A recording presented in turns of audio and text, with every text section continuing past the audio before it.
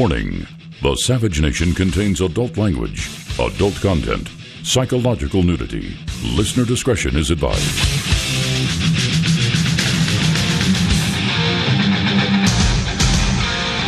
And now, America's most exciting radio talk show, The Savage Nation, home of borders, language, culture. And here he is, winner of the National Radio Hall of Fame Award, Michael Savage.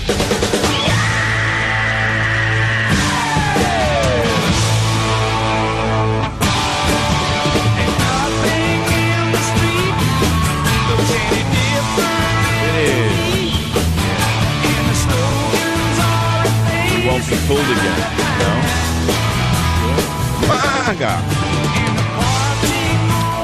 All right, so we got a big show today, as usual. It's a long weekend. I was up at 5 o'clock today after fever dreams, as usual, working on my God book. I had to get it back to the publisher today to go into galleys, if you can believe it. I worked on it all weekend. That was my Labor Day. I labored. I love it. That's what I do. I write books. As a barber once said to me, that's what you do. You write books and you do your radio show. That's right. So, in other words, while I'm on Earth, that's what I do. So I enjoy doing it. I went through every word, all 49,000 words, changed a lot of it at the last minute. You don't know what's involved in a book until you realize it's your legacy and every word has to be right. So I opened with "We Won't Get Fooled Again" by The Who because I wonder if, well, we might be fooled again by the you-know-who. I mean, we hear DACA is ended, comma, sort of, period. What is DACA? Deferred action, whatever. In other words, it's the legalization of at least 800,000 illegal aliens. Now, they're human beings. They're human beings. Some are good, some are bad, some are average. But Jeff Sessions today announced that DACA, very much reminds me of MAGA in a certain way. I guess every time we chant MAGA, they can chant DACA. That was created by Obama's illegal executive order, by the way. Remember, Obama flooded them in by train every way he could, and he gave an executive order granting clemency to children brought here by illegal immigrants. So Obama used his pen and his phone to put something in place that he had no right to do under the Constitution. You cannot make law as the president. Only the Congress can do that. And Obama completely cut them out, as dictators often do. Now, that could be an impeachable offense, but no one dares speak that word about St. Barry. You can only talk of impeaching Mr. Trump. My question is, why can't Trump take the same executive action and make sure DACA can't be put into effect by Congress? After all, Obama set the precedent. Everyone is now acting as though DACA is the law of the land. But it's not, and it never was, because it was done unconstitutionally by Barry. But no one cared about that because Obama did it. The DOJ didn't care, the Supreme Court didn't care, Congress didn't care. So we ask, why can't Trump make an executive order permanently banning DACA? Because he doesn't want to. Trump started waffling during the campaign when he said we had to do immigration with heart. What does that even mean? As I wrote in Trump's War, we've seen what happens when you make laws using one's heart instead of one's head. You get what Angela Merkel is dealing with in Germany, an out-of-control migrant problem that is causing terror and crime throughout Germany. Or in the UK and France, where there are places the police won't go for fear of getting killed. Is that what you want here in America? You want to wind up a stranger in a strange land? So now Trump has put his Republican Congress in a position where they have to take sides for or against these illegal immigrants. And Congress, who couldn't repeal Obamacare, as incompetent as they are, now has to figure out a solution to the DACA problem he just dumped in their laps. Do you actually think these do-nothings can figure this out? They can't even get funding for the border wall, another project that seems to have gone by the wayside. Well, it looks like the dream is over, but not for the dreamers. It looks like the dream of getting this agenda passed and passing, not amnesty, but reality, is over for us, the United States citizens. Sure, Trump kicked it down the road for 6 months, but that means you know what's going to happen. So today I want to talk about DACA from an American student's perspective. It's a student, not it. It is a student who goes to a community college in California who I asked, why do you oppose DACA? How do these so-called dreamers affect you as a legal student? You're not going to believe what I got back in the mail about how they are pushed aside for the illegals. In this case, at Santa Rosa Community College. Then we have the North Korean nuclear crisis. That is a huge story that kept me awake all weekend. That's a real story that has to be dealt with. Because Putin has warned of planetary catastrophe. Putin has warned that the escalating North Korean crisis could cause a planetary catastrophe and huge loss of life, and described U.S. proposals for further sanctions on Pyongyang as useless. Now, I want to say something about this. The Democrats and the haters in the Republican Party who have pushed for war with Russia, who have forced Trump to close embassies, Russian embassies, Pelosi, Feinstein, all of them have blood on their hands if this should escalate into a war. Never forget who started this showdown with Russia. It was the illegitimi on the left who wanted to crucify Trump using the false narrative of Russia. They call Putin Hitler. That's what Hillary did. And then every last Democrat, every last one of them, every last one of these illegitimates had the nerve to take our greatest ally. It's insanity, really, not nerve. Our greatest ally against ISIS was Russia, is Russia, has been Russia. And they have a nerve now to push Russia into the corner with China and North Korea. I want you to see not unintended consequences, but the consequences of stupidity. And stupidity it is. There is no other name for it. But in this case, the stupidity could lead to thorough nuclear war. And I want to remind you of something else. We've pushed Russia almost to the brink with what? With sanctions? And tell me what sanctions have led to in the past with other nations. Most of you don't know history. That's why you're condemned to repeat it. But I'm a student of history, and I know what sanctions have done in the past. When Japan was sanctioned in World War II, just before World War II, she became more hostile. When Japan was sanctioned, she invaded more territory because she was starved for resources. She invaded Manchuria, which led to World War II with Japan. You put sanctions on Russia over Ukraine, all you geniuses on the left, what has happened? Now Russia's been put into the camp with China and North Korea. They're no longer neutral. You did it. So what should Trump do about North Korea? Should Japan go nuclear? Will Trump really end DACA? Do you like my new website, michaelsavage.com? Check it out. It's amazing. We have a new webmaster. It's a wholly owned subsidiary of myself. It is now michaelsavage.com. No hyphenated connections to wonderful people in the past. They're good people. But it was time for me to make it an independent website, which I did. After many years with WND, we're now on our own, and Karen O'Toole is now the webmaster, and I think she's doing a fabulous job. She's a young graduate of Temple University, and she's managing this whole website on her own. I think she did a great job. She worked on it for weeks. So check out michaelsavage.com and tell me what you think of it. As well, I have other topics I'm going to talk about today, a lot of them. Like, did man really originate in Africa? I don't think so. Not at all. That's like a fantasy. That's a fantasy piece of archaeology, a fantasy of anthropology. It's, again, an example that man originated in Africa of what politics has done to science, whether it be in global warming or climate science. Virtually every avenue of science has been polluted with propaganda along the lines of what was done in the Soviet Union under Joseph Stalin. Other topics for those potheads out there who think it's perfectly benign. You know how I've been smashing you on smoking marijuana for years, right? Well, an article came out last week based on real science at the University of British Columbia. Scientist Dr. Victor Chow said the weight of the evidence is that marijuana probably has a negative effect not only for sperm counts but sperm function. What that means is, all you dope heads out there, smoking marijuana causes fertility problems because it makes men's sperm lazily swim in circles the same way you as a doper have a mind that spins in circles. What goes on in your mind goes on in your sperm. That's according to doctors who study these things. Drug increases heart rate, affects blood pressure. It increases the risk of a pregnant woman's baby being born smaller than expected. Pot can affect the way a smoker's knees, elbows, and shoulders move when they're walking. I mean, it's an amazing story that will not get much circulation because of the propaganda put out by the marijuana industry. Those are just some of the stories. I have many others that have been built up. Again, I'll review. The song is by The Who, We Won't Get Fooled Again. What should Trump do about North Korea? Should Japan go nuclear? Will Trump really end DACA? Do you like my new website, michaelsavage.com? Did man originate in Africa? These are some of the topics I'm going to talk about. I have many, many others.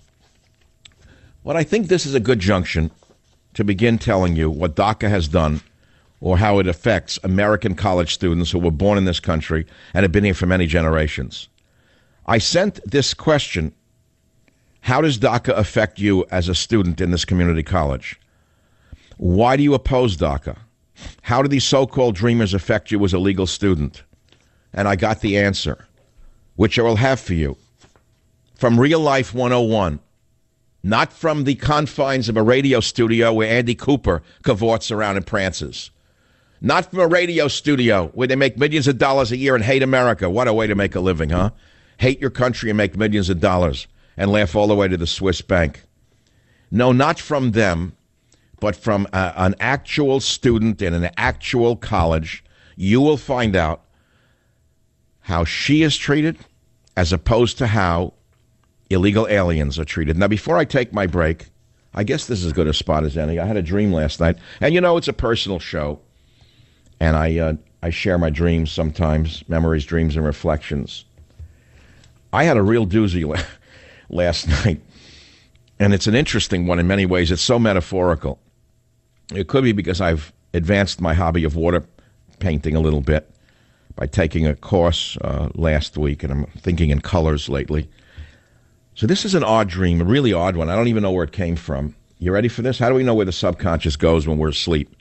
I know it's frightening for most people to even think about that. And most people who I tell my dreams to say, you know, Michael, I don't dream. I don't know what my dreams are. I don't remember them.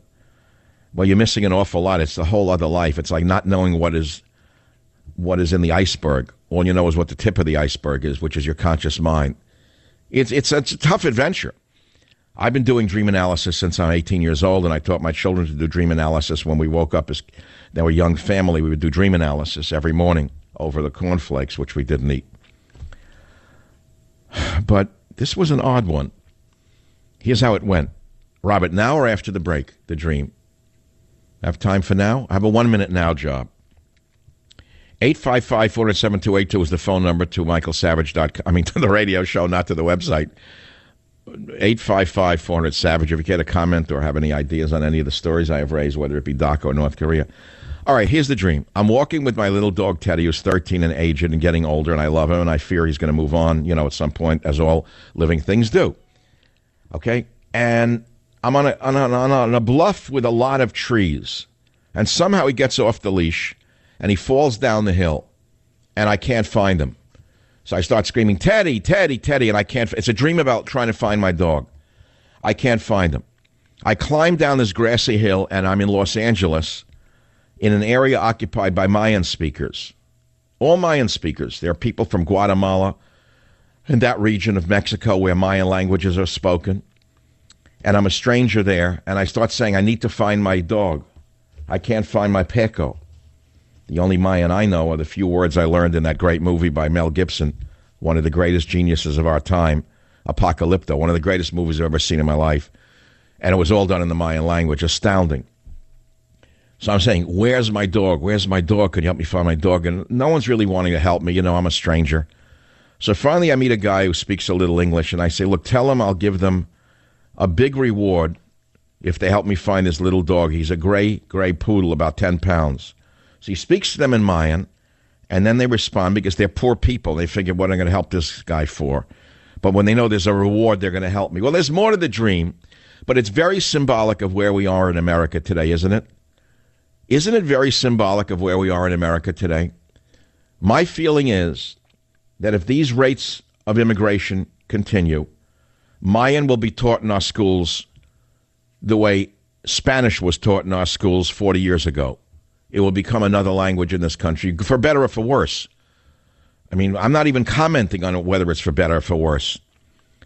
I happen to like the people that I meet who speak the Mayan language. They're amazing people, the hardest working people I ever met, and they're largely very poor people, and they live 5 to a room the way my ancestors lived when they first came to New York. So believe me, I relate to it. They don't look like me. They don't sound like me. They don't talk like me. But I don't need to be lectured to about tolerance and civility. I'll leave that for the other side to learn. Let the liberals learn some tolerance and civility. Join the Savage Nation. Call now, 855-400-SAVAGE, 855-400-7282. Savage. The Savage Nation is sponsored by Swiss America, the only company I trust with my financial future. Call 800-289-2646 or SwissAmerica.com.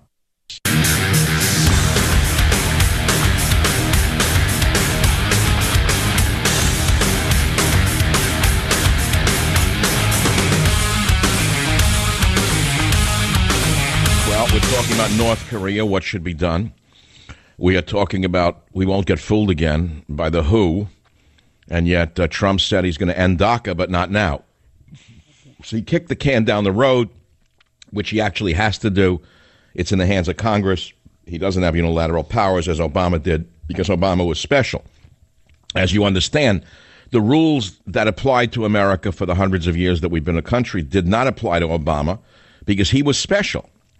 He was a saint. He won a Nobel Prize before he was born, apparently, and when he was selected to be president, long before he was even a teenager, by the secret hands that run everything. Joke. But anyway, the fact of the matter is DACA is very controversial for a number of reasons. It hurts a lot of American students. It hurts a lot of American workers. And so what's the answer? To kick them out? I don't know. What's the answer?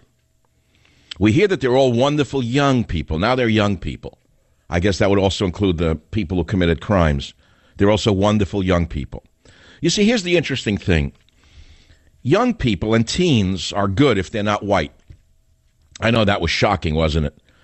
When have you last heard anyone refer to young people who, let us say, want Robert E. Lee statues as young people? Maybe some young people in the South like Robert E. Lee statues, but they're not young people. See, they're not young people. They're fascists. They're racist. They're Ku Klux Klan members. They're Nazis. They're no longer young people. But if they're illegal aliens, they're all good, and they're all young people or teens, according to Wolfie and Blitzer, on Prancer, on Dancer, with all of your fables. Join the Savage Nation. Call now, 855-400-SAVAGE, 855-400-7282. Savage.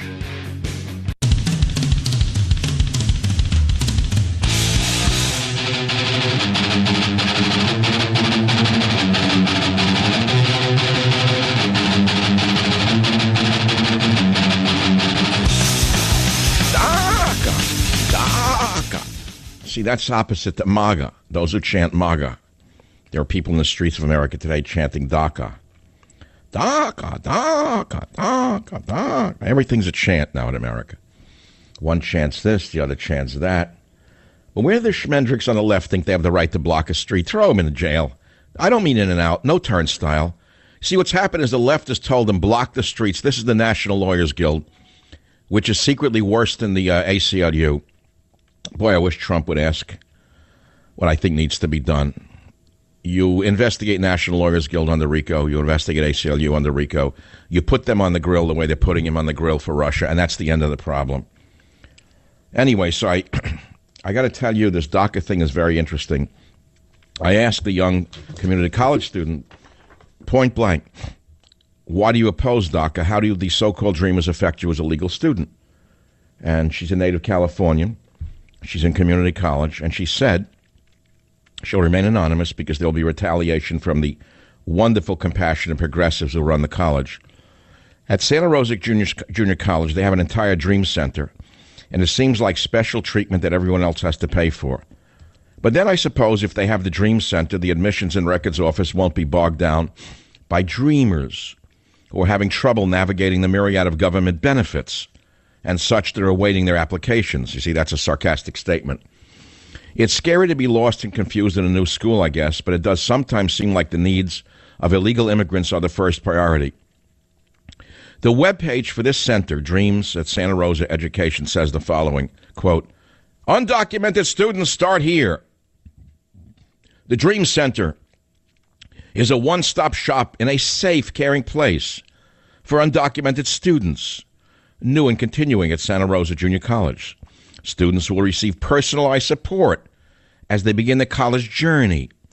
I love it. Dream Center staff are here to create a welcoming experience while students navigate matters related to AB 540, DACA, the California Dream Act, EOPS, that's free money, the Board of Governors fee waiver, you hear this? Referrals to assessment and counseling free, and the essentials of full matriculation at SJRC. So in other words, this is wonderful if you're a child of an illegal alien. You get a gold-plated entry into a college.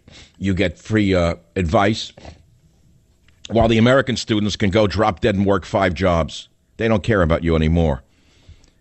You don't even matter to them. What matters to them are the illegal aliens, because that's what Pelosi, the boss, wants. Whatever Pelosi and Feinstein, the bosses, want, they get. And I understand that the head of the Santa Rosa Junior College is a former acolyte of none other than Willie Brown. That's right. He worked for Willie Brown, and he landed a cushy job at this community college where he bends over backwards for the illegal aliens and tells the other children, you're second-class citizens, basically. You know, I would have loved such a dream center when I was an immigrant son in New York City at Queens College. To this day, I was bogged down with that college, trying to navigate getting into that school. I was confused by the enrollment procedure. It would have been nice if I had a dream center. Could have used a safe, caring place for the children of immigrants who wanted to go to Queens College of City University in New York.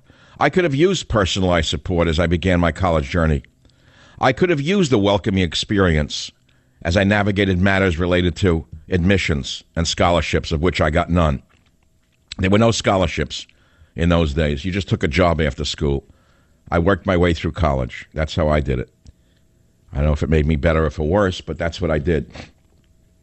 Why then are there so many benefits for them and not the other college students? Why? Why do you think California bends over backwards for illegal aliens? And by the way, I'm talking also about stepping on African-American students who don't get DACA.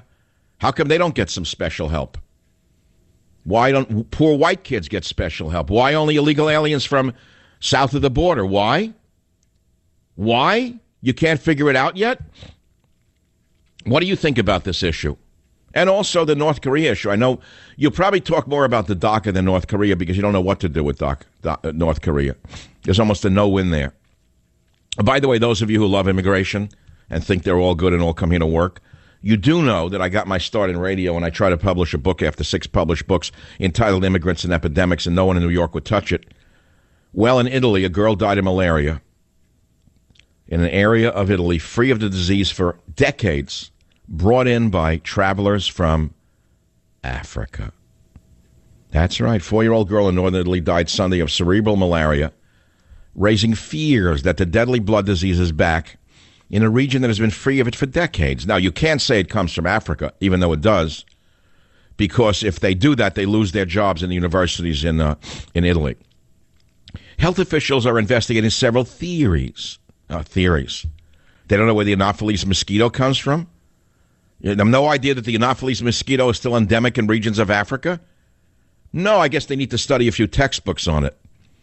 See, Italy was declared malaria-free in 1970 after marshes with the disease-carrying mosquitoes were drained in the country. But the mosquitoes are back. They came in with the suitcases. Isn't it wonderful how immigrants and epidemics was one of the most brilliant things I ever said? Obama brought in hundreds and hundreds of thousands of them, this time from Honduras, where Zika was endemic and unknown in America. It's now quite well known in America, Zika. So the blood is on the hands of St. Barry over here. Again, that's another topic. It's only Tuesday after a long holiday. You know, it's a beautiful weekend up here for some people. The flooding hasn't gone away, by the way. They're going to be dealing with that for decades to come. Meanwhile, a hurricane's about to hit Florida. But I'm not going to talk about a regional storm or a regional weather system. As important as it may be, it is not of interest to people elsewhere, especially in the world in which we live today. I don't know if you understand that. I don't think you understand that what happens in Houston, while very important in that region, it's not that important outside of the region. I know it sounds cruel, but that is the reality of what we're dealing with.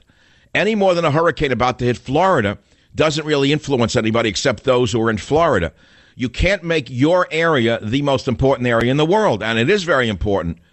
Millions of people are being affected by this. But that's the story. And balancing that with the issues of DACA, national story, North Korea, international story, I think it's important to talk about the international and national stories, and that's why I'm doing it. And so let's take some callers on this. Have you been affected by DACA? Has it affected you as an American college student? How? KSFO, David, line 5, you have the floor. Go ahead, you're on the Savage Nation. Mr. Savage. Go, you're on the radio. Yes, Mr. Savage. One of the things I was wanting to get your opinion on was DACA. They say there's 800,000 that are going to be displaced from this action, and I'm a 32-year-old ex-veteran company owner, and so many jobs go unfulfilled. We have these workers in the workforce, and, let's say 50% of them are, young kids that are trying to be American. Why wouldn't we want to keep those in the workforce when people like me, a small company owner, can't fill the positions I have?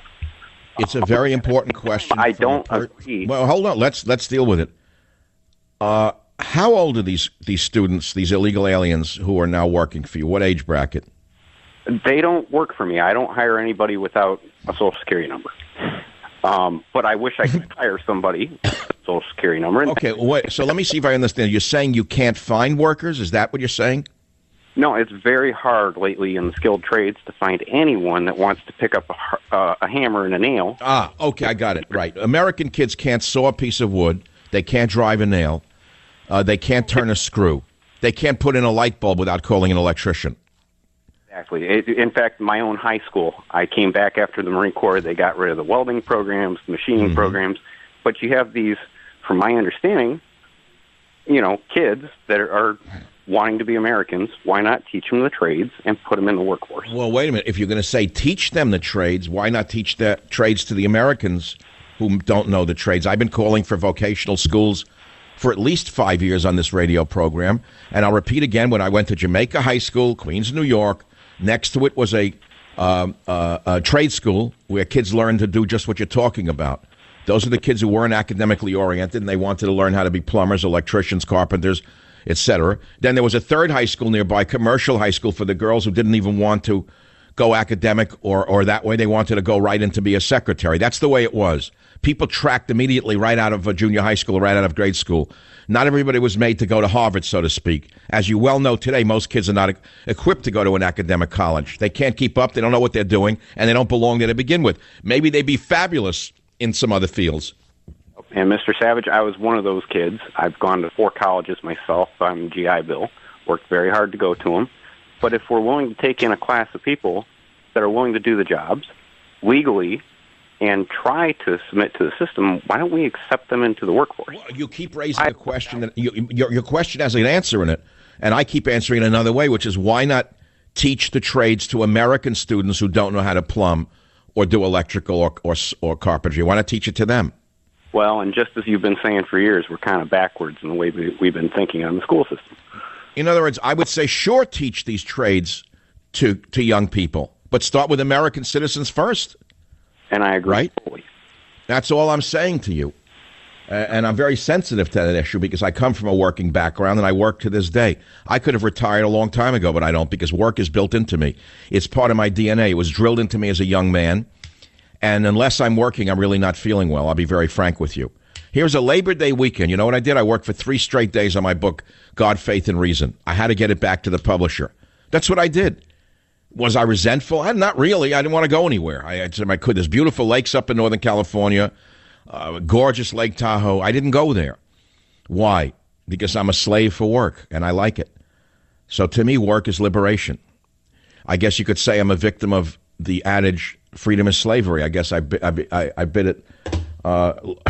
I've bitten it all off. But you know what? I'm still alive. It doesn't. Hey, I got to tell you something, David. Work seems to be healthful. Savage, I work Yeah. 7 days a week. Small. That's right. And when you take a day off, do you feel as good as when you're working with your hands?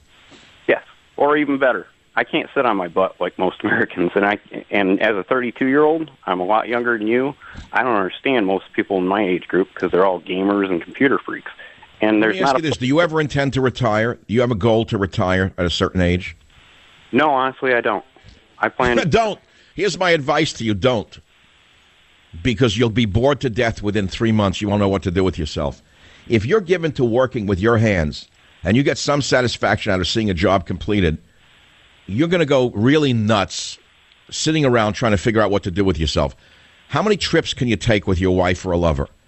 How many trips can you take? How many times can you play golf without losing your mind? No, and that's why I never learned how to play golf. I never learned how to play tennis, and I never learned how to ski. I was an inner city kid. I'm not boasting about it. It's just the way it is. I taught my children how to ski. Even though we didn't have money, the first thing I did was teach them how to ski when they were little kids, because I knew they'd be living in California and they would love it. So it's not like I'm saying I'm proud that I don't. I just don't. I didn't learn it. So the thing is my kids learned it. But the thing is, they're both workers. They don't really do that stuff much anymore. last question for you, Mr. Savage. I wish you very good luck with your business. That's what we need as young businessmen. Anyone pondering these questions can call us at 855-407-282. God, what else? What else do you want me to talk about? Have we touched on all the topics already? We touched on my dream. What should Trump do about North Korea? Should Japan go nuclear? Will Trump really end DACA? Do you like my new website, michaelsavage.com? I didn't touch the nurse cop violence update, but I'm going to touch it now. We're going to really broaden the questions out.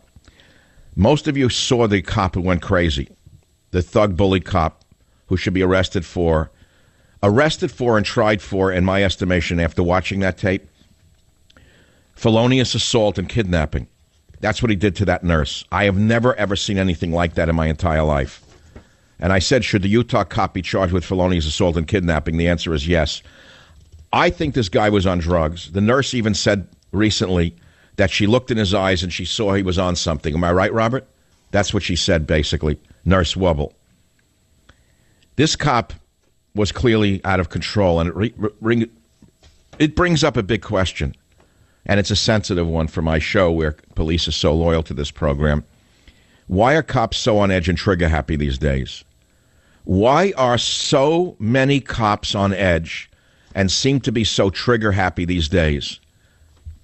On the top of michaelsavage.com, we have, not malaria from Italy, we moved it down. On the left side, cop shoots Ohio journalist at traffic stop after confusing camera and tripod for a gun. Do you understand why I'm asking that question? You will the minute the callers call in. I'll be right back. Join the Savage Nation. Call now, 855-400-SAVAGE, 855-400-7282. Savage. The Savage Nation is sponsored by Swiss America, the only company I trust with my financial future. Call 800-289-2646 or SwissAmerica.com.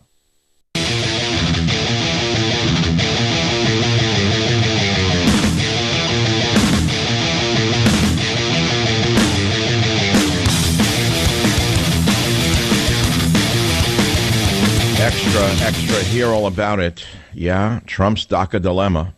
My monologue is on michaelsavage.com, as is the book cover of God, Faith, and Reason, which will be out in a couple of months, but you can pre-order. Malaria from Africa invades Italy. Yeah, it's a horrible story, but real. Can't change facts, no matter what your name is. Cop shoots Ohio journalist at traffic stop after confusing camera and tripod for gun. One moron called and hung up and said the reason he did it, the cops are doing it is because they're inherently racist. Moron, caller who hung up. The cop was white in this case, and the journalist was white, idiot. So you already have your answer built in. I guess you're a member of Antifa. But you'll soon be in prison. Oh, yes, Jeff Sessions is coming for you, so is DHS. You will all soon be in jail, as will be your funding sources. I wonder what's going to happen in all the universities when they rip the masks off these Antifa vermin, and they see that half of them are tenured professors at universities. Where are they going to get teachers from? There's going to be a teacher shortage. Well, in the social sciences anyway, once they're thrown in the jail where they belong. Question for you, what really died at Auschwitz? Answer, Europe. It's a remarkable essay that someone sent me over the weekend. What really died at Auschwitz? Answer, Europe died. Article written by Spanish writer Sebastian Villar Rodriguez. Talks about 6 million Jews being replaced by 20 million Muslims and how Europe died. Join the Savage Nation. Call now, 855-400-SAVAGE, 855-400-7282. Savage.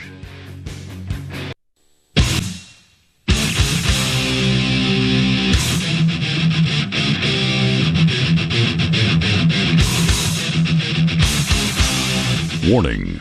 The Savage Nation contains adult language, adult content, psychological nudity. Listener discretion is advised.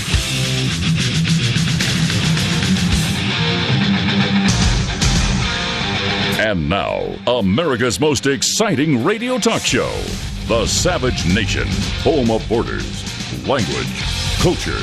And here he is, winner of the National Radio Hall of Fame Award, Michael Savage.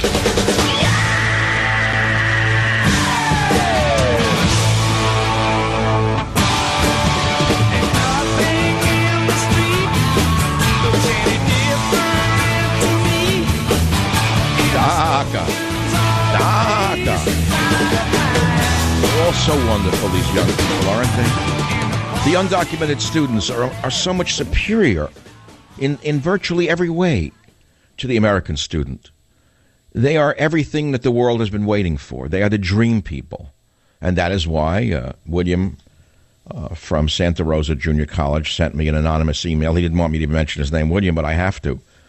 He said, look, I've been at this college, for about a year. And he said, at Santa Rosa Junior College, by the way, the college president is an acolyte of Willie Brown.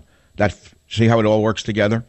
After they finish doing what they do, they get farmed out to the colleges to collect the fattest salaries you could ever imagine, with the fattest pensions that you could never afford. And then while they're there, they spit on American values and American laws, saying that they're holier than thou. By the way, when I saw what they were doing and the way they're bending over backwards at this college, I couldn't help but sending my comment to the college president, and I made it very simple. I said, you're openly violating federal law. Federal law controls immigration policies. I am reporting your blatant disregard both for the will of the majority of legal American citizens and for common sense control of our national borders. That's what I sent to him. I hope they put him in prison. I hope that not only does Jeff Sessions follow through with upholding the law of the land, but imprisons all those college professors and all those self-righteous do-gooder Bolsheviks for breaking the law. What's odd to me, it's not odd at all, is when Barry broke the law, that would be President Obama to you. So for the sake of identification, when President Obama broke the law, which he did numerous times on immigration issues, and I got on this show and I said, the states don't want this. The states don't want this. The states want their own way of doing things. Many of you call the show and say, oh, no, no, no. Federal law is what rules over immigration issues, not state law. See? Well, now there's a new federal government, and the new federal law is the old federal law. And that's why it should override all of that which the states want to do. But you see, it doesn't apply anymore because the lying hypocrites on the left want to change the rules according to what they want. So they create a dream center that you pay for, and the dream center is a one-stop, safe, caring place for undocumented students. And it gives them personalized support as they begin their college journey. Isn't that nice? My father was an immigrant. I had no college journey help. I had to work after school. I worked happily after school. I was glad to get a job in my friend's father's clothing store in Jackson Heights. In fact, I loved the job. And I read the Dream Center staff are here to create a welcoming experience while students navigate matters related to AB 540 admissions. That means how to scam the system and get in even though you're not qualified. DACA, the California Dream Act, another act passed to give advantages to illegal aliens. EOPS, Extended Opportunities Program and Services. Americans need not apply. The BOG, Board of Governors fee waiver, again, Americans need not apply. Referrals to assessment and counseling, again, Americans need not apply. And every other trick in the book in order to make sure that illegal aliens known as dreamers get to the head of the line. William has certainly enlightened me. And I'm trying to enlighten you as to the fact that, there's an old adage in the stock market, whatever goes up, something must come down. If someone makes money, it means someone lost money. Did you know that? I don't know if you know that. I learned that a long time ago when I was a young investor, and I decided never to invest because I knew the investment system in stocks and bonds was rigged by those who are on the inside. Like, tell me about it. You didn't see the movies Wall Street? The whole thing is rigged from top to bottom. But the fact is that anyone who makes money, there's someone losing money. It's the same with this DACA program. Whoever is given an unfair advantage with DACA, this unfair advantage is being taken away from someone else, black or white or Asian. An illegal student is being shortchanged in order to make sure that the illegal aliens who are here on the DACA get a gold-plated passage through the college experience. And that's that. The dream is that. Mayan language dream. How could I dream in Mayan when I don't even speak the language? On my bicycle ride this morning, I told my weird dream to there's a guy he says hello to me every morning. He's a worker on a boat nearby. I figured he spoke one of the Mayan languages, so I stopped. I've said hello to him for years. We don't really talk. He has a little dog I joke with, and that's and that. His kids work so hard. So I said to him, "Do you speak Mayan?" He said, "Yes, I do." So I asked him, "What's the word for Mayan and dog?" And he told me, I think he said peco. Peco is dog. And it's funny, it's perro in Spanish. So here's a man, you look at him, an illegal alien, working hard every day, speaks English, Spanish, Mayan, God knows what else. He lives in a room with 5 other men, all hard workers. Don't think I'm blind to it. You think I'm blind to what's going on? You think I don't see who does the hard work? My only question is, why are there no trade schools to teach these skills to Americans who are not working? That's a whole separate question. You might say, well, they're going to suddenly start to learn how to do things? It's not easier to collect a welfare check and smoke dope? I don't know. Maybe that's the problem. Maybe the nation's been doped out of existence thanks to George Soros. Maybe that's the reason. Maybe we're in a nation that's crippled. What was the story last week on Drudge? 2/3, 1/3 of recruits can't make it into the military. They're too fat or stoned. Thanks, George. You did a great job. How did this emigre do so much damage to this country? How could one man who trades currencies damage a nation like this? How is it possible that he's still not in prison? Then we're talking about what really died at Auschwitz, which is not related to that at all. And it's an interesting viewpoint. It's a copy of an article written by a Spanish writer, Sebastian Villar Rodriguez, published in a Spanish newspaper. And his answer is, Europe died. And here's what he wrote. I walked down the streets in Barcelona and suddenly discovered a terrible truth. Europe died in Auschwitz. We killed 6 million Jews and replaced them with 20 million Muslims. In Auschwitz, he says, we burned a group of people who represented culture, thought, creativity, and talent. We destroyed the chosen people, truly chosen, because they produced great and wonderful people who made great contributions to the world and thus changed the world. And he goes on.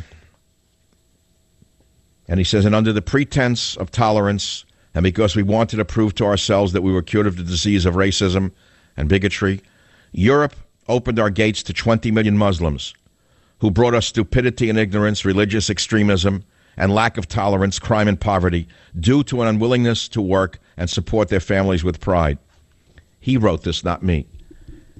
He says in the editorial, they have blown up our trains and turned our beautiful Spanish cities into the third world, drowning in filth and crime. They are shut up in the apartments they receive free from the government. They plan the murder and destruction of their native hosts. And thus in our misery, we have exchanged culture for fanatical hatred, creative skill for destructive skill, intelligence for backwardness and superstition. We have exchanged the pursuit of peace of the Jews of Europe and their talent for a better future for their children, their determined clinging to life because life is holy, for those who pursue death, for people consumed by the desire for death, for themselves and others, for our children and theirs. What a terrible mistake, he writes, was made by miserable Europe. It's an amazing essay. It gets even more gut-wrenching. He says, recently the UK debated whether to remove the Holocaust from its school curriculum because it offends the Muslim population, which claims the Holocaust never occurred. Well, it's not been removed yet. He said, however, this is a frightening portent of the fear that is gripping the world as a result of the Muslim invasion and how easily each country is giving into it. He concludes by saying it is now approximately 70 years after the Second World War in Europe ended. And he wants you to send this out in memory of the 6 million Jews, 20 million Russians, 10 million Christians, and 1,900 Catholic priests who were murdered, raped, burned, starved, beaten, experimented on, and humiliated. He says, now more than ever, with Iran, among others, claiming the Holocaust to be a myth, it is imperative to make sure the world never forgets. It's a beautiful essay that is truthful. I wouldn't have read it to you. And it's on michaelsavage.com, the new website. It took us a lot of doing to get going. And you can send it around to your friends. What really died at Auschwitz? The answer is Europe. That's another one. And there are other stories we're talking about. Mainly to us at home, we're talking about the pebble in the shoe, which is DACA. What is DACA? It's basically a free pass for illegal immigrant children. That's what DACA in plain English. It's an historic error. And Trump said, well, he's going to phase out the Dreamer program. What does that actually mean? Tell me what that actually means. You're going to phase it out. What does that really mean?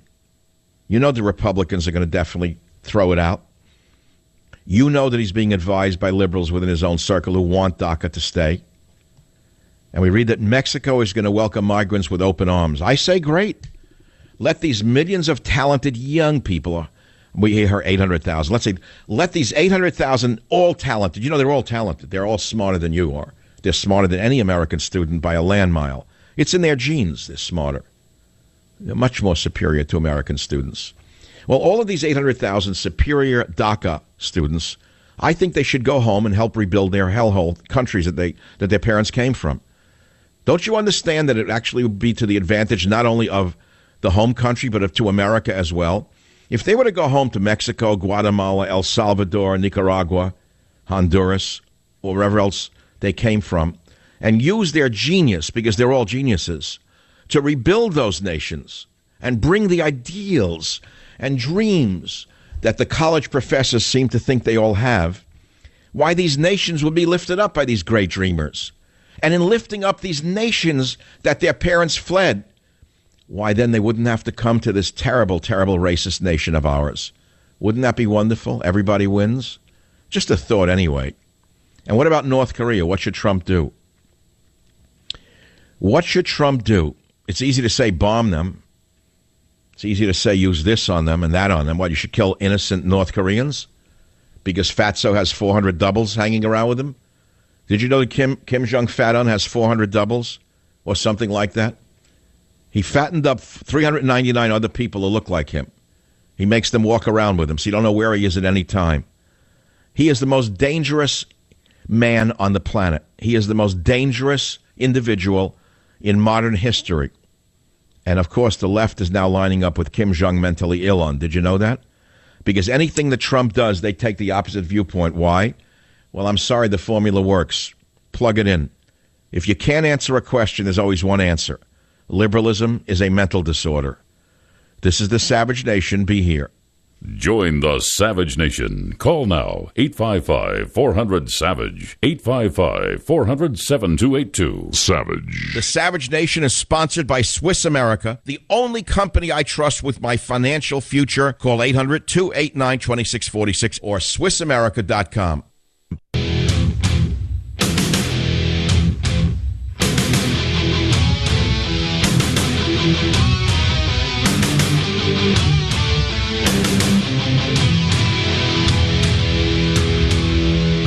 It is the savage paradise for most of your ears out there. This is paradise because you hear what you actually think as opposed to the rubbish and swill that passes for news in this country. And I can't repeat all of the topics I'm talking about. It's just what it is. I think you can catch up if you came into class late today with the callers. So let's start with, I don't know, the callers are going to do this. KYRO. Radio. David, line 4. Go ahead. What's on your mind? Hang up. That's all. Goodbye, Charlie. All right. Let's go to the next caller. WABC Paul, line 3, New York City. Go ahead, Paul. Oh, sir. I'm a big fan of yours. I've read all your books except for the last one. I'd like to say I used to work for ICE, and I can tell you a lot of people don't know this, but I mean, once whether Trump or Congress gets rid of DACA, and let's say they enforce immigration law, these immigrants or these DACA people are still going to have an opportunity to pay to get a lawyer to stay here. Mm-hmm. They're going to be shipped out as soon as they... No, I understand that. Mexico said they're going to pay for their legal fees. Every crackpot, left-wing, anti-American law student is going to work for them for free. Every big law firm is going to offer free counseling for these illegal aliens. I know what's coming.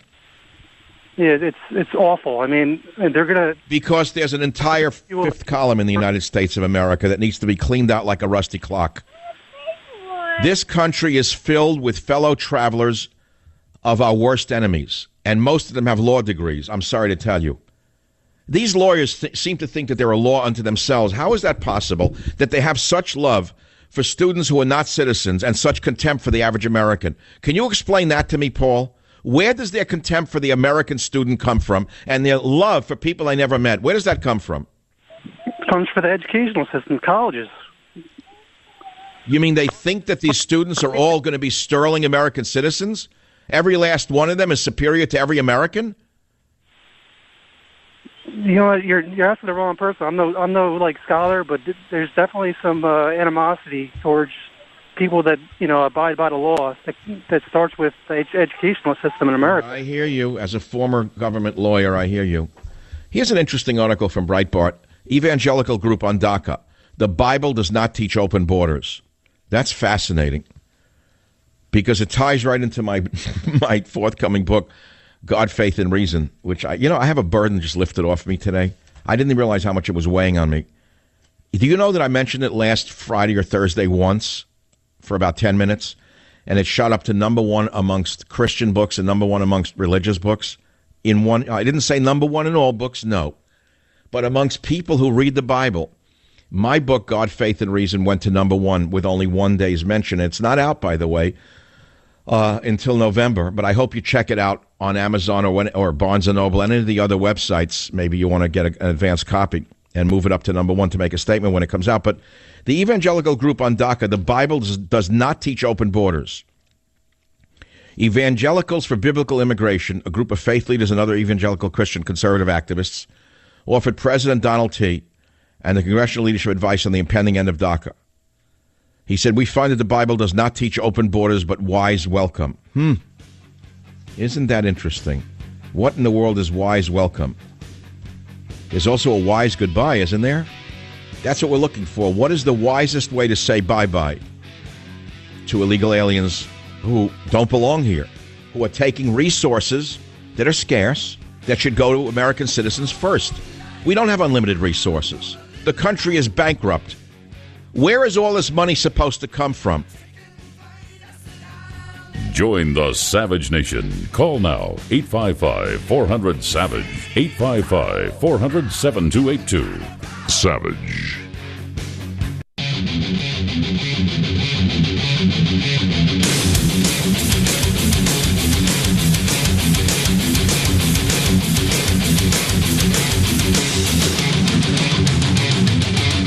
So in New York City, some protesters were arrested at Trump Tower after the DACA announcement. The Obama-era Deferred Action for Childhood Arrivals program has given almost 1 million young illegal immigrants a reprieve from deportation and the ability to work legally in the form of 2-year renewable work permits. Well, a group of agitators was sent out there with horrible racist signs. Signs in Spanish that said deport Trump and deport Sessions. Signs that were offensive to me. And they were not arrested, by the way. The NYPD, under the communist mayor, de Blasio, told the cops not to take their fingerprints, because if you would take their fingerprints, the arrest information would have been transmitted to Immigration and Customs Enforcement. As you well know, de Blasio believes in violating the law, which is how he got where he is. He's used illegal aliens, as have almost every other big city mayor, big nation, big government leader. How do you think they got where they are? How do you think they get elected over and over again when most taxpayers despise their policies? How do you think they do it? How? How do you think Feinstein and Pelosi maintain their lock grip over California when there's no opposition? You're telling me they're loved by everybody? They're not loved by everybody. Because the unions provide the votes. The unions, as you well know, represent illegal aliens. So these mayors like de Blasio, governors like Brown, governors like Cuomo, of course they want illegal aliens to stay here.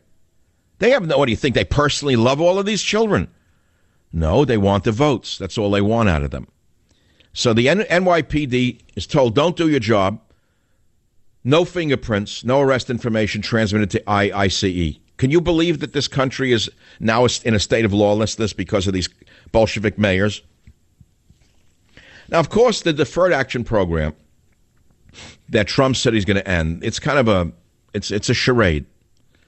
Because Jeff Sessions said today that Congress will be given 6 months to come up with a legislative solution to protect the nearly 1 million young illegals currently protected under DACA. Now, what do you think this do-nothing Congress is going to do? Tell me. Then you got these DACA troublemakers sitting down in the middle of the street in Manhattan blocking traffic. I don't know why they're being treated with kid gloves. I don't know why they're not arrested, other than Mayor de Blasio is a criminal himself.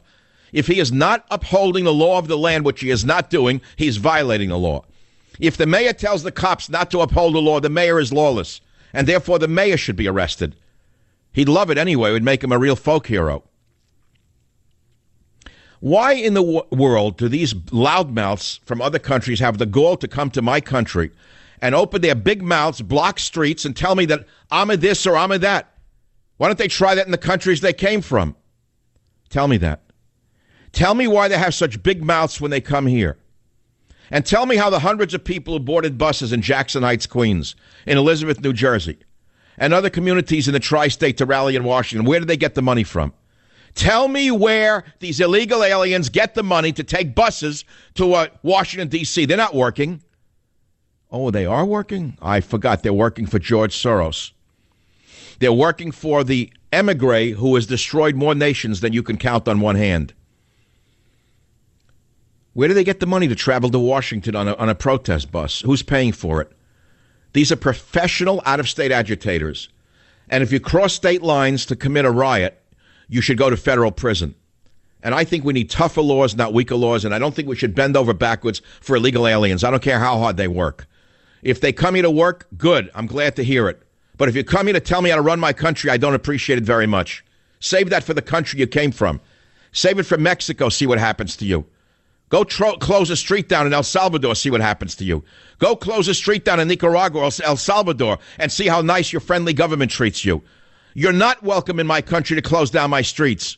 And I don't appreciate this. And what you've done by this is you've alienated a lot of middle-of-the-roaders here.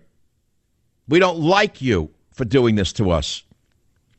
And all you're doing is being used by the plantation owners of today. Senator Kirsten Gillibrand, plantation owner. U.S. Senator Cory Booker, new plantation owner. I can read the other names. Why do you think they love the DACA people, the illegals, so much? What do you think, they have such compassion for them?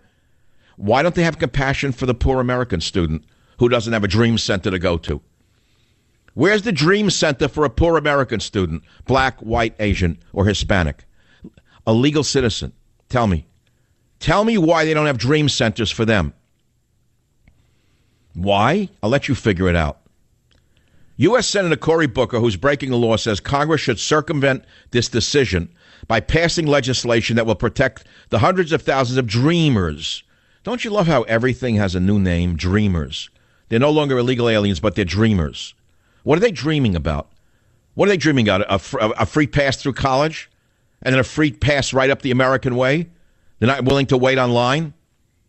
Then he says, Congress must also act to finally fix our broken immigration system, code words for amnesty, and pass comprehensive immigration reform, code words for amnesty, that offers a pathway to citizenship, code words for amnesty, for millions of Americans living in the shadows, code words for amnesty, keeps families together, code words for amnesty, and lives up to our highest ideals and values. From Cory Booker, you hear this? He's going to lecture me on our highest ideals and values. Don't you love this? Don't you just love all of these low-life Democrats lecturing us on our highest ideals and values? Hey, Corey, let me tell you what a high ideal and value is getting on the back of the bus like everybody else when they came here. No one gave me a dreamer pass. And I am an immigrant son. I worked 2 jobs after school to go through college, Corey. And when I couldn't keep up, guess what happened? I got a D, not an A. Nobody came over to my house crying, Corey. The highest ideals and values of America are hard work and doing it fairly and doing it legally, Corey. Something maybe you ought to teach these dreamers. But you hear all of these flowery words. Representative Adriano Espal, I don't even want to read this stuff. Bronx Borough President Ruben Diaz Jr., what do you expect him to say? What do you expect them to say when their entire audience, or a good portion of it, consists of people who are not citizens? What do you expect? What do you expect members of La Raza to say? A racist organization through and through. How could you have a group called La Raza, the race, and think we Americans are so dumb to not understand that you're a brown supremacist, that you are an Hispanic supremacist, and we find it repugnant to put your race above those of others. And yet Obama invited you into the White House. He took the former head of La Raza, Cecilia Munoz, and he made her the head of some civil rights or immigration division right inside the White House, and there was not one word from the Wolfies and the Woodpeckers. So, President Trump is stuck. He said he's going to end it, but what does that really mean? What does it actually mean to those of us who have children in school who are being given second-class status in order to push these illegal aliens ahead of them online? And make no mistake about it, they're being pushed ahead with everything you can imagine. They get scholarships only for them. They have dreamer rooms for them, counseling for free, everything for free. What is a young immigrant who was brought into the country illegally as a child, by the way? What does that mean? Well, why don't we look at the root cause of this problem? If the parents violated the laws of the land by breaking the law and sneaking into America, then they were here illegally. Now, why should their children be made legal citizens if the parents were committing a crime and getting here? How does that work? Let me see if I can figure this one out. The parents came here illegally. They violated federal law.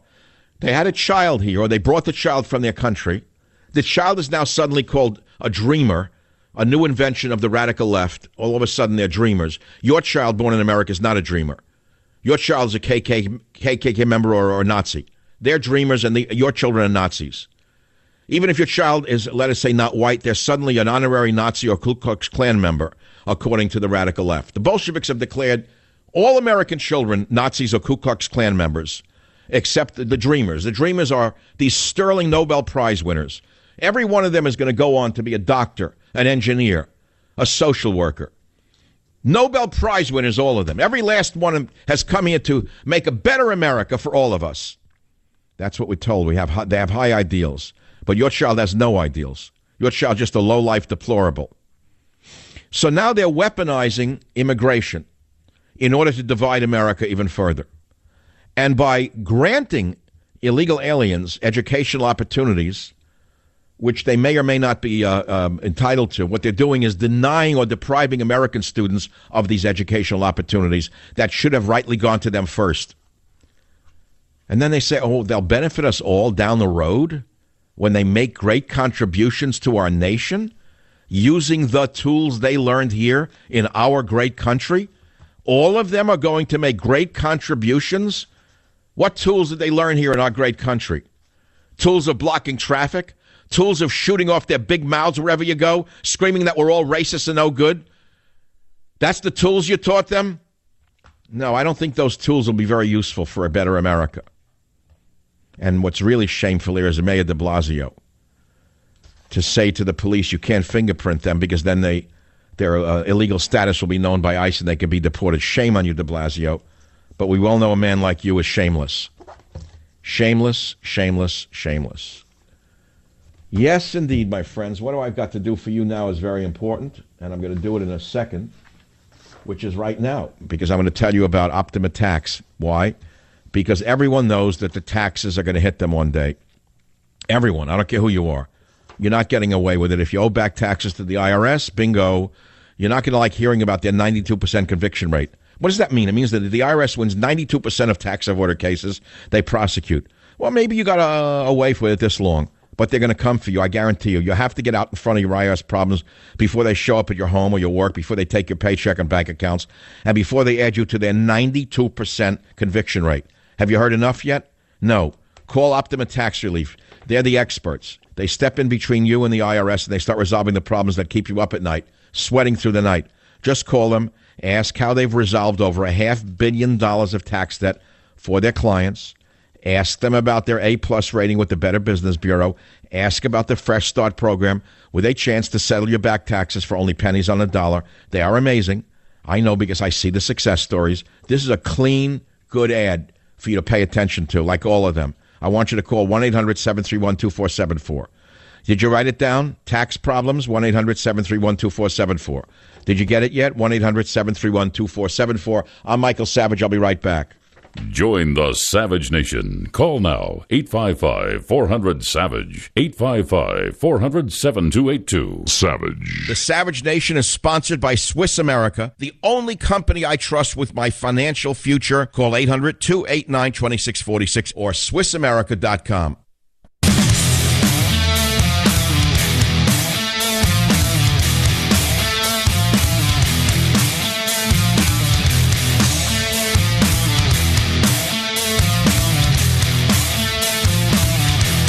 It is the Savage Nation. Well, hour number 2 is almost coming to an end, and I know in some markets the show ends at hour 2, and I know many of you are kind of lost at the end of the second hour, but for most of the country, the third hour is alive and well.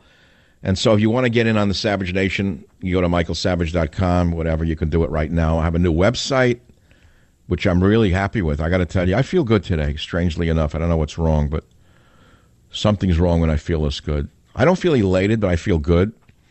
The website is up. It took a heck of a lot of doing. I didn't know how hard they are to do them right. I mean, anywhere. michaelsavage.com, home of the Savage Nation, Borders, Language, Culture. Let's have a round of applause for the new webmaster. Karen O'Toole did a great job. Actually, she got married. And, I mean, it's all up there. Trump's DACA dilemma, meaning my monologue, is up there. God, Faith, and Reason, which you can order. Trump's War, which you can order direct from Amazon or from BarnesandNoble.com. We've got cartoons from the great cartoonist now. I loved his work. Garrison, he is the best. He does the best cartoons I've ever seen. If you like cartoons, Ben Garrison. Terrific cartoons. And then there's some really tragically difficult stories to look at. Malaria from Africa invades Italy. Cop shoots Ohio journalist at traffic stop after confusing camera and tripod for gun. Unbelievable. Calling nurse a hero. Utah hospital bars police from patient care areas. Good. I know that's that's a two-edged sword here. To bar police from patient care areas is not necessarily the right answer. I was once in the emergency room as a patient, I think 2 years ago, and they brought in I looked like a pretty violent guy from San Quentin. 2 cops had to bring him in, and he was handcuffed to the gurney. I mean, I looked over from my hospital bed, or I was in the ER room with something happened to me. I looked over, I said, boy, this guy, he looks like, this is like right out of a Robert De Niro movie from years ago. One of these tattooed guys who looks like he could break the gurney and run down the stairs with the gurney attached to him. So, saying no, all cops, that's stupid to bar all cops from patient care areas. That's a disastrously stupid answer. You had a cop who looked like he was drugged out of his mind, and a bully, and a woman hater, all in one, and it was like a perfect storm when he abused this nurse, assaulted this nurse, kidnapped this nurse. And if you watch that tape, your heart will break for this girl. She's screaming out. She's actually screaming for someone to help her, and this thug. Well, anyway, I did it the other day. I don't want to do it again. Teen died after 5 bags of ecstasy exploded in her stomach. Unreal. It's on michaelsavage.com. Next story, rivers of blood in Muslim city where animals are slaughtered without pity. Tell me about that one. Question, what really died at Auschwitz? Answer, Europe. What an essay. Again, on michaelsavage.com. China says Trump's trade threat over North Korea unacceptable. China's all behind this. I've said this for years. North Korea is their junkyard dog. Now others are finally saying it. And this junkyard dog doesn't growl unless China pulls its chain. And that's why North Korea is growling. And the reason China is pulling its chain is because it's all about money. China is simply trying to scare Trump into stopping his trade threats. It's that simple. China's gotten away with murder for years. China has stolen our technology. China has dumped garbage on our shores. China has stolen our factories and exported them right into their own country and driven away millions of jobs. China has dumped crap on our shore in order to drive domestic industries off the map. So, of course, they love it. They rebuilt their whole country based upon screwing us. So finally, Trump comes along and says, look, we're going to straighten this out. We're going to straighten this out. It's America first jobs. We're going to put some tariffs on your goods. So China's saying, growl, Kim Jong mentally fat un. We'll pull a chain on Kim Jong fat one, and he'll growl. Hydrogen bombs, atomic bombs, crazy. Crazy. Burning Man fire ceremony victim identified. Not a victim. If you're stoned out of your mind at a sex festival like this and you walk into a fire, who's the victim? What do you mean victim? Join the Savage Nation. Call now, 855-400-SAVAGE, 855-400-7282. Savage.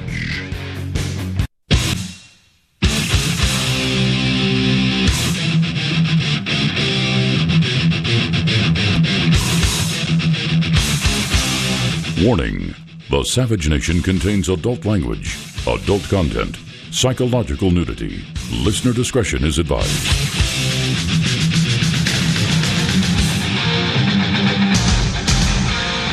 And now, America's most exciting radio talk show, The Savage Nation, home of borders, language, culture.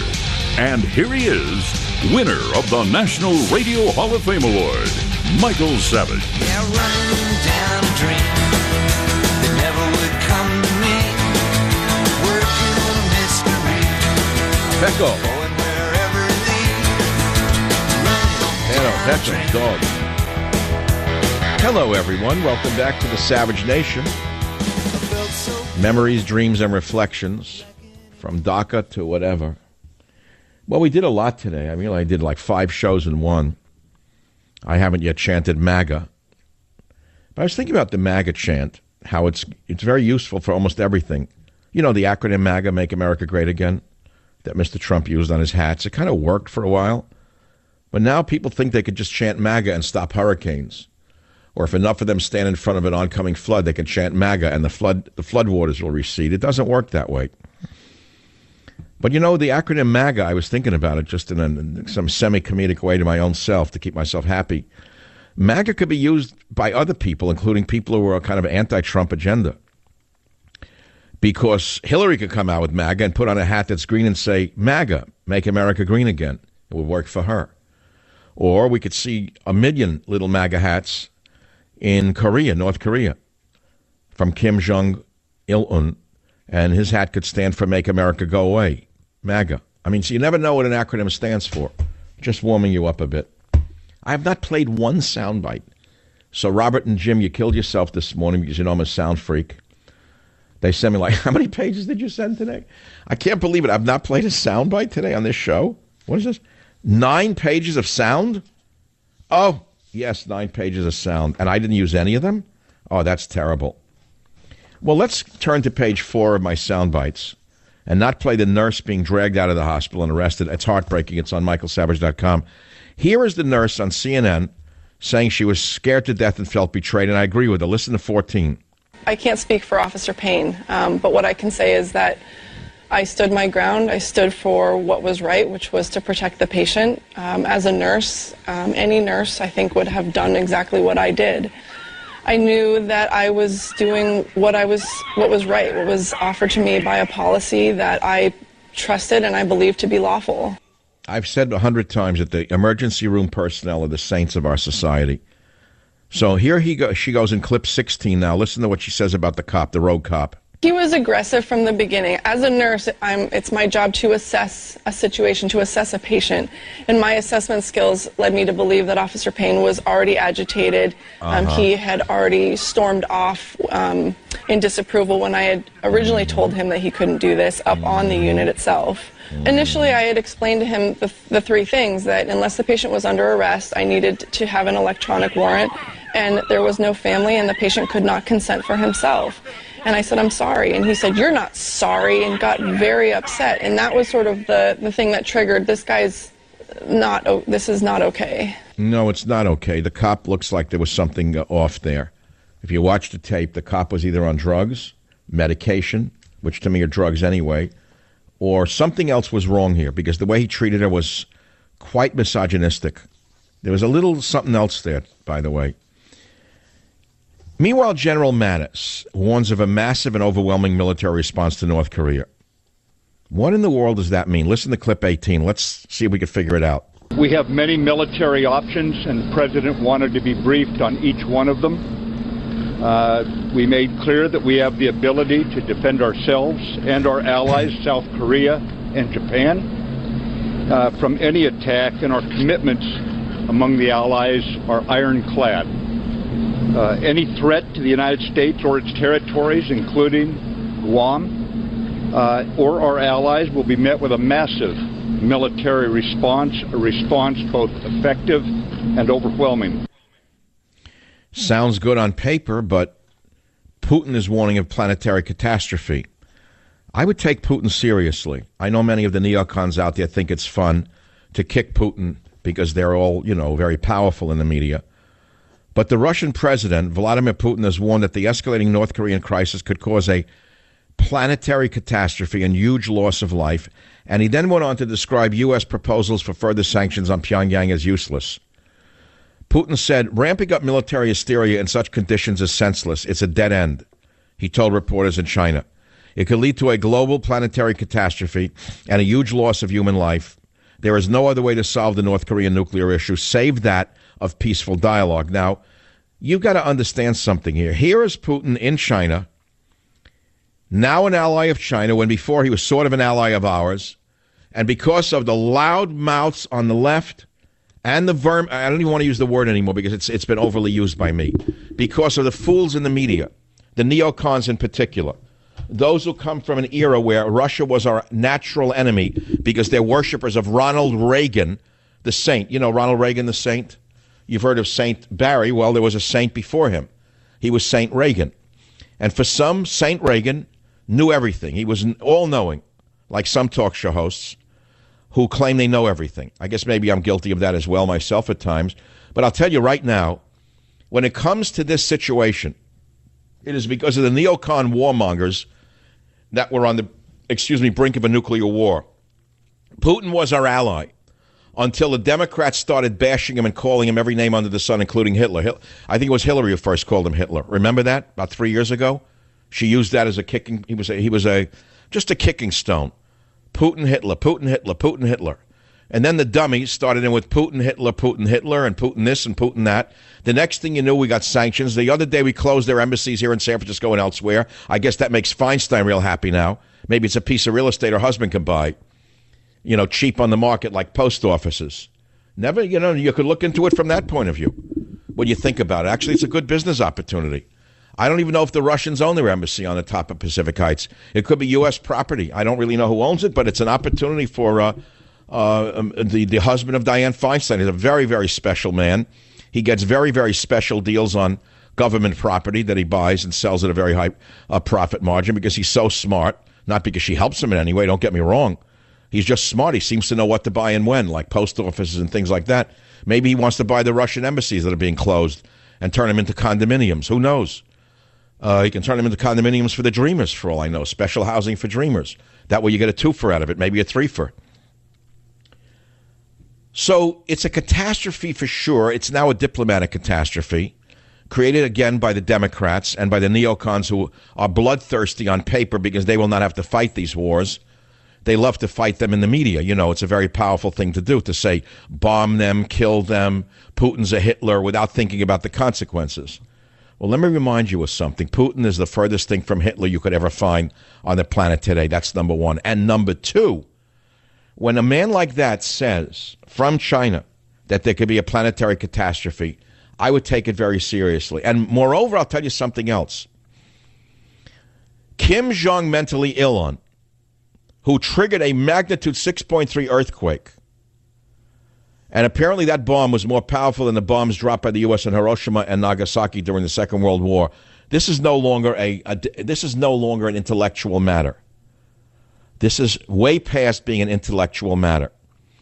And for the morons in the American media and the morons in the American government who called for sanctions on Russia and more sanctions on North Korea, can I ask you to please pick up a history book and show me when sanctions worked other than to make the nation that was sanctioned even more aggressive and more hostile?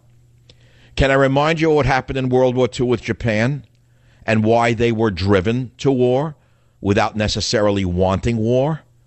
Do you know what happens when you economically starve a nation? Do you think they all bend to your will because you have a television camera in front of your eyes and you feel all powerful as you say, sanction Russia?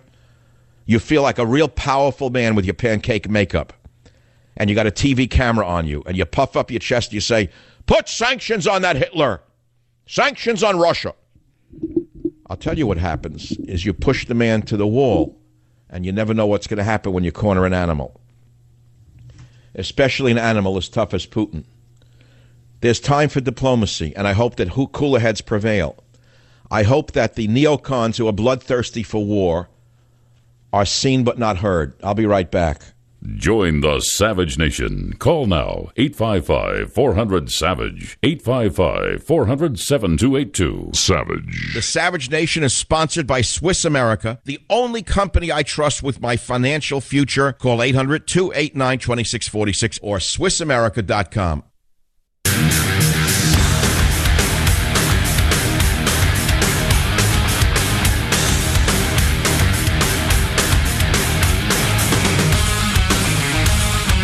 We are people of compassion and we are people of law.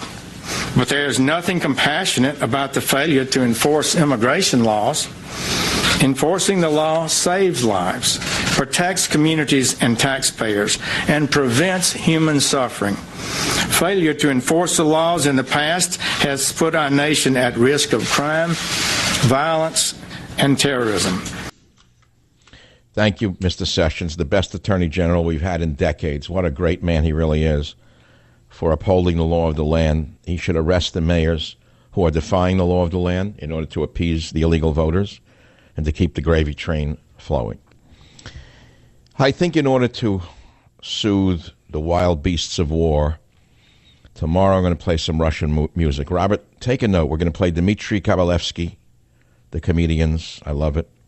We'll play Nikolai Rimsky-Korsakov, one of my favorite, Mikhail Glinka, Alexander Borodin, Mussorgsky, Sergei Prokofiev, and maybe Swalish tomorrow. See, I remember some of the Russian music. I guess I'm a Russian spy because I grew up listening to classical music from great European composers and great Russian composers, but I guess that means I somehow have a link directly to the Kremlin. Not. We have Kabalevsky, the comedians. That'll be a while to dig that one up. No one ever heard of it. Russian composers, why, they're all fascists. We know who they are, those Russies. We know what they are. They're all fascist Nazis. Feinstein's probably looking into the real estate deal up there. Close them down. Close them down. Close them down. Close them down. Shut them embassies. Kick them out. Kick them out. Kick them out. Kick them out. Real smart. Real geniuses. How do we wind up with such stupid people in such high places that we got to this point with North Korea? This should have been stopped during King Barry's reign. King Barry should have stopped it, but it's all kicked into Trump's hands. Let's see how this guy handles it. That's a real dilemma. Trump's DACA dilemma is one monologue for today. It's on michaelsavage.com. But I would say Trump's North Korea dilemma is even a better one. What the heck is he going to do about that? Does anyone know? Bomb them, kill them all, kill them all, kill them all, kill them all, kill them all. That's what's going to go. Bomb them, MAGA, bomb them, MAGA, bomb them, kill them, kill them. No, that's not the answer. Another question today was, why are so many cops on edge and why are they so trigger happy? Now, the immediate answer is because they've been attacked mercilessly after 8 years of the reign of terror of Barack Obama. The reign of terror on the police is not really over. And there's a lot of rogue elements running around the streets of America, beating people up, stabbing people, and they're not in blue. by the way. It's happening every day. The newspaper sweeps it under the rug. There are robberies, there are assaults, there are felonious assaults. You can't believe what's going on in this country because people have been empowered by 8 years of the war on police, and the police have basically looked the other way now for fear of losing their job, going to jail for enforcing a law, being called every name under the sun, for stopping people before they commit crimes. So the cops have rightfully started to look the other way. You're right in New York just today. 2 men were stabbed in the back of the head by an unknown assailant. Of course, you have to read the whole article to find the description. He did not look like a Russian agent, the assailant. Let's put it to you that way. He did not look like he came from Ukraine to stab people in the back of the head. But that's why you didn't see the story, because he was not blonde and blue-eyed, the assailant, stabbing people in the head for no reason in New York. And it doesn't fit the agenda of the comedians on CNN, NBC, and Fox News. The comedians have their agenda, and their chorus line, their storyline is already written. Oh, I'd like to now come in with Kabalevsky, the Gallop. That would be a good one right now, Kabalevsky. See, if I could produce the show from the beginning to the end, I'd have music to go at every minute. But you can't do that. When you do it the way I do it, on the natural element, and it evolves itself, you have to do it as you can do it. But maybe tomorrow we'll play Russian music on the show to show Russian people that we are their friends, and then not all of us are bloodthirsty media neocons who hate you. We remember your suffering in World War II. We know that you are our greatest ally in the fight against worldwide terrorism, meaning Islamic terrorism in plain English. We know, we understand. We are not the American media. We are not the American left. We are the American Americans. And let's hope we can resolve this without insanity. Let's see we can solve this without the planetary catastrophe that seems to be right behind the curtain here. The same time a hurricane is heading for Florida, the hurricane seems to already hit down there in the North Korea area. Seems a hurricane is about to hit here in America, kicking Russians out of their embassy, closing their embassies. Who decided that? I will wager a bet, while we don't know, this was not decided by Trump's people. I will bet you $1 million. Well, I can't bet you $1 million because, A, I'm not going to do it. I'll just bet you a significant amount of, let us say, humble pie that the decision to close Russian embassies was not that of Trump. I will bet you whatever you want to bet, as long as you pay both sides, that the decision to close Russian embassies for no reason whatsoever was done by holdovers in the State Department from Barack Obama, the biggest troublemaker in the history of this country. The man who makes believe he was against millionaires and billionaires. Remember that? Remember that scam for 8 years?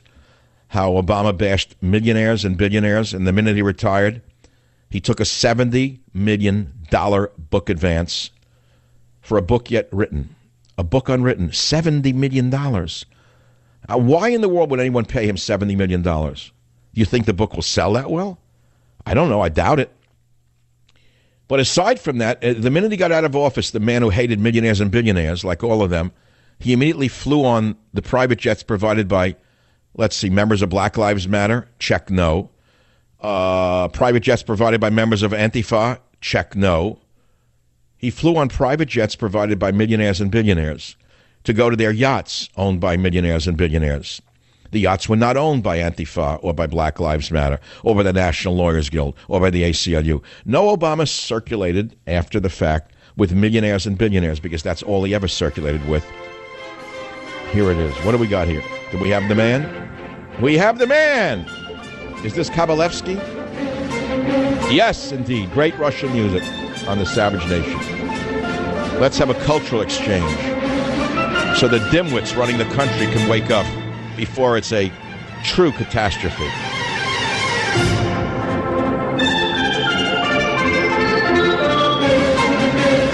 Join the Savage Nation. Call now, 855-400-SAVAGE, 855-400-7282. Savage.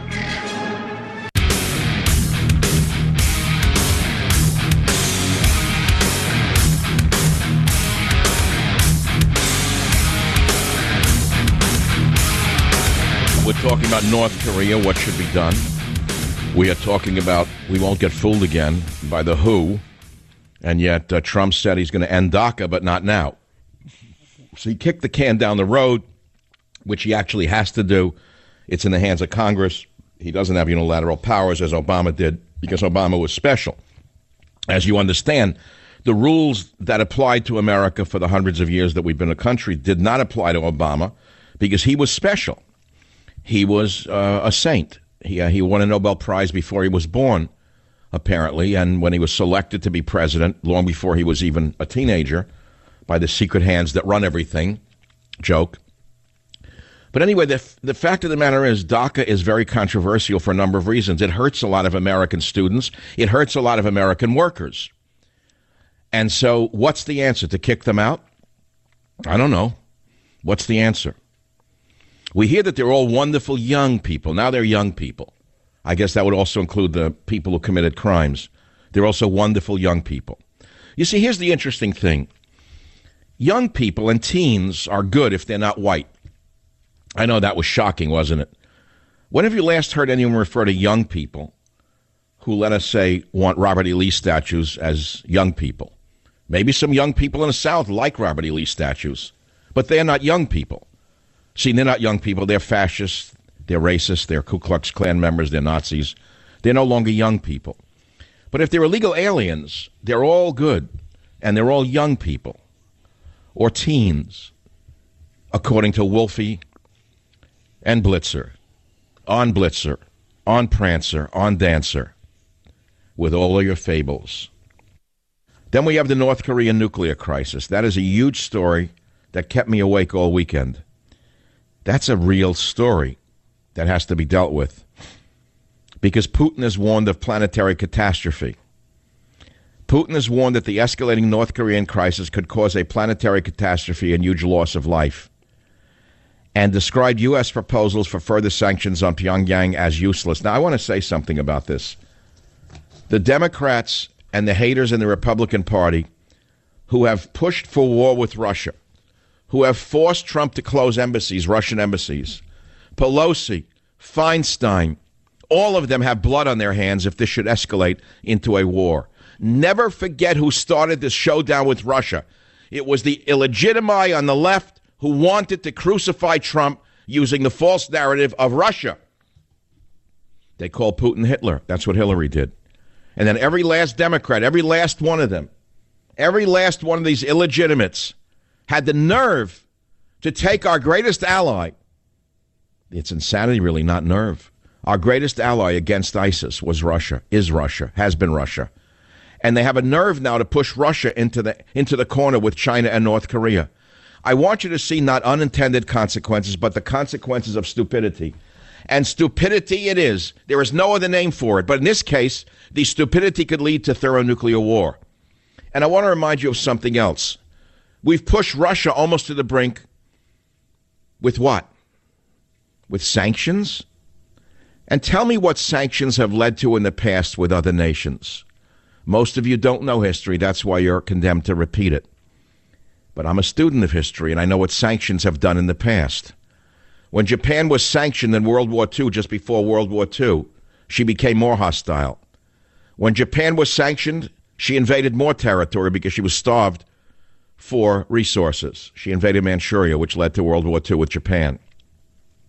You put sanctions on Russia over Ukraine, all you geniuses on the left, what has happened? Now Russia's been put into the camp with China and North Korea. They're no longer neutral. You did it. So what should Trump do about North Korea? Should Japan go nuclear? We hear DACA is ended, comma, sort of, period. What is DACA? Deferred action, whatever. In other words, it's the legalization of at least 800,000 illegal aliens. Now, they're human beings. They're human beings. Some are good, some are bad, some are average. But Jeff Sessions today announced that DACA, that was created by Obama's illegal executive order, by the way. Oh, remember, Obama flooded them in by train every way he could, and he gave an executive order granting clemency to children brought here by illegal immigrants. So Obama used his pen and his phone to put something in place that he had no right to do under the Constitution. You cannot make law as the president. Only the Congress can do that. And Obama completely cut them out, as dictators often do. Now, that could be an impeachable offense, but no one dares speak that word about St. Barry. You can only talk of impeaching Mr. Trump. My question is, why can't Trump take the same executive action and make sure DACA can't be put into effect by Congress? After all, Obama set the precedent. Everyone is now acting as though DACA is the law of the land. But it's not, and it never was, because it was done unconstitutionally by Barry. But no one cared about that because Obama did it. The DOJ didn't care, the Supreme Court didn't care, Congress didn't care. So we ask, why can't Trump make an executive order permanently banning DACA? Because he doesn't want to. Trump started waffling during the campaign when he said we had to do immigration with heart. What does that even mean? As I wrote in Trump's War, we've seen what happens when you make laws using one's heart instead of one's head. You get what Angela Merkel is dealing with in Germany, an out-of-control migrant problem that is causing terror and crime throughout Germany. Or in the UK and France, where there are places the police won't go for fear of getting killed. Is that what you want here in America? You want to wind up a stranger in a strange land? So now Trump has put his Republican Congress in a position where they have to take sides for or against these illegal immigrants. And Congress, who couldn't repeal Obamacare, as incompetent as they are, now has to figure out a solution to the DACA problem he just dumped in their laps. Do you actually think these do-nothings can figure this out? They can't even get funding for the border wall, another project that seems to have gone by the wayside. Well, it looks like the dream is over, but not for the dreamers. It looks like the dream of getting this agenda passed and passing not amnesty, but reality is over for us, the United States citizens. Sure, Trump kicked it down the road for 6 months, but that means you know what's going to happen. I was going to talk about immigration from a biological point of view in a way you probably have never heard. I read widely in different fields. So one of the magazines I get is called Wooden Boat. And it's like, what? How's he doing this now? It's a Wooden Boat, the magazine for wooden boat owners, builders, and designers. Now, I don't happen to own a wooden boat, but I like to read about craftsmen. In fact, when I went to art class the other night, I looked down at the woodworking shop. I got so intrigued by the wood and the lumber, and I wanted to join a woodworking class. But putting that aside for a minute, I was flipping through the magazine, actually reading every story, and I stumbled upon a thing on wood technology, Curse of the Rings. Just stick with me for a minute. I know this takes longer than saying MAGA and Trump is bad or Trump is good. So I was reading this thing, Curse of the Rings, and it's about the wiping out of certain trees in Maine and the Northeast because of a disease that's hitting these hardwoods. And it's all a result by attacks upon these native hardwoods by various microorganisms that come into these ring-porous hardwoods. And in the past in America, we've lost American chestnut trees in the eastern United States. All of you listening to the show have heard of Dutch elm disease, except those of you who have emigrated from Bulgaria. Dutch elm disease devastated American elm trees. And unless you've emigrated from Saudi Arabia, you probably know about oak wilt, which has caused havoc in red oaks and even in white oaks. You say, well, what does this have to do with anything? It has to do with fungal diseases that have attacked our native trees that have been brought in as a result of exotic wilt-causing fungi which are introduced to North America and spread by insect vectors. In other words, new fungi were brought into the United States through insects, and the native trees had no resistance to these fungi and the insect transporters. And so these new unsuspecting and unprepared trees become devastated. I think you can follow where I'm going with this. And another insect pest I learned, more recently introduced to American forests, is the emerald ash borer, which attacks and kills all the ash species. She said, well, what does it have to do with anything? Why are you telling me this? Well, I'll bring it down to some practicality for you. Fear is now spreading among wood industries, ranging from baseball bat manufacturers in the Midwest to tribal basket makers in Maine. What is causing it? It's the transport of diseased logs from foreign areas, which are spreading insects and fungi to new uninfected areas and wiping out trees indigenous to regions of the United States. Transport of firewood has been an insidious way in which these diseases have spread within the United States.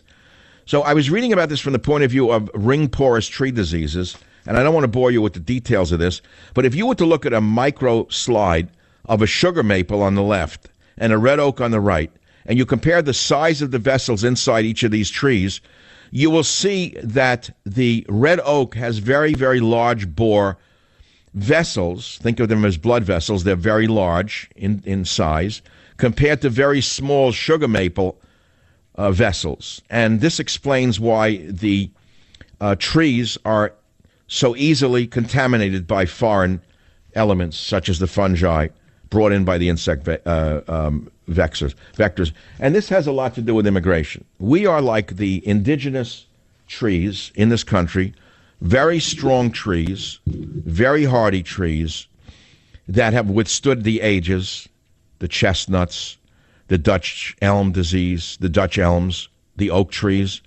But all of these indigenous species have been wiped out and are dying off because of the carelessness nature of bringing foreign trees and diseases with them into their midst. Now, the same thing happened to indigenous populations when European explorers arrived. If you study that period, you won't believe it. I mean, I've been in the Marquesas, one of the most remote island groups in the world. It's called the Land of Men. These are some of the most, I say, movie star-looking people on the planet. If you've never been there, go look up Marquesan men. And they're a strange group of islands that are the furthest inhabited island area in the world, the furthest from a landmass on the planet. I was there many, many years ago on a ship studying ethnobotany, picking plants, looking for healing plants, whatnot. And I looked up the history of the Marquesas. These were hardy, strong, indigenous people who had been there for millennia, countless millennia. No one knows how long they had been there. And they learned how to live off the land, and they built a society with a physical culture, with a material culture, with a social organization, with music, with art, the ability to make food, the ability to grow food, the ability to hunt, the ability to fish, the ability to travel over long areas of the ocean without dying. Magnificent men and women. And along came the explorers who introduced venereal disease and smallpox and wiped out most of the island within only a few small years. Did the European explorers purposely wipe out the indigenous people? No. It was a product of the contact between these isolated human beings and these foreigners. I think you can get the drift that we are like the oak trees of America. No matter how strong you are, you're going to be wiped out unless your government protects you from the invading species. I don't think you quite understand that unless you understand that, but you have to understand it's going to happen. You'll be wiped out culturally, socially, if not physically, unless your government protects you. That's how I see it. That's because I'm trained in biology. If you're not, what can I do to help you? Probably nothing. I'll be right back. Join the Savage Nation. Call now, 855-400-SAVAGE, 855-400-7282. Savage. The Savage Nation is sponsored by Swiss America, the only company I trust with my financial future. Call 800-289-2646 or SwissAmerica.com.